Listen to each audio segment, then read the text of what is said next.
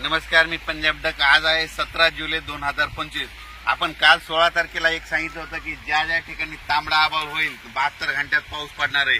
तर पाहू शकता हे आमच्या परभणी जिल्हा, सेलू, पाथरी, मंठा, परतूर, जालना, बीड जिल्ह्यामध्ये खूप पाऊस झाला आणि हे नदीला पूर आलाय। आणखीन अर्ध्या तासात इथं पाणी वरती येणार आहे, म्हणून हा अंदाज लक्षात घ्यायचा।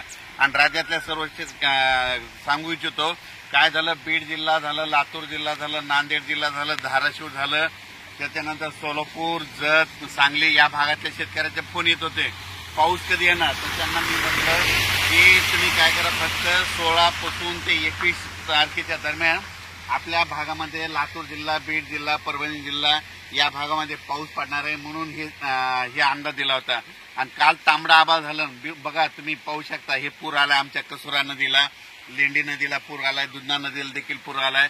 म्हणजे यापुढे आणखीन एक लक्षात घ्या, कोणतं एखाद्या तुम्हाला सांगतो, एखादं उपग्रह पाऊस दाखवत नाही पण निसर्ग तुम्हाला पाऊस सांगतो। तुम्ही बघा काल काय झालं होतं, तांबडा आभाळ झालं होतं, दिवस मावळताना 16 तारखेला तांबडा आभाळ झालं आणि मी लगेच व्हिडिओ टाकला की तांबडा आभाळ झाल्याच्या नंतर कंप्लीट 72 तासाला पाऊस होतो, म्हणून हे तुम्हाला दाखवलं। आणि आणखीन एक सांगू इच्छितो, आणखीन बीड जिल्हा, लातूर जिल्हा, परभणी जिल्हा, धाराशिव जिल्हा, सोलापूर जिल्हा, नगर जिल्हा, त्याच्यानंतर संभाजीनगर या भागामध्ये पाऊस पडणार आहे, म्हणून आणखीन 16 तारखेपासून 21 तारखेपर्यंत पाऊस पडणार आहे, म्हणून हा अंदाज लक्षात घ्यायचा।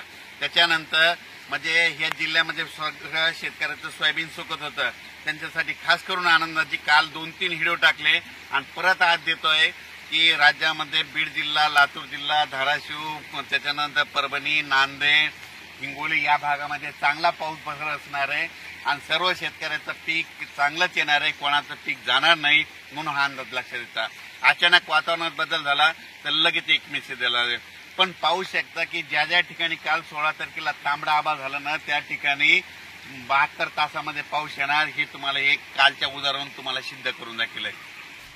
आणि ज्या भागामध्ये पाऊस झालेला नाही, समजा आता म्हणजे काल रात्रीचा, त्या भागामध्ये आज 17, 18, 19, 20, 21च्या दरम्यान परत एकदा पाऊस येणारच आहे, त्यांना देखील जीवदान ठरणार आहे, म्हणून हे लक्षात घ्यायचं।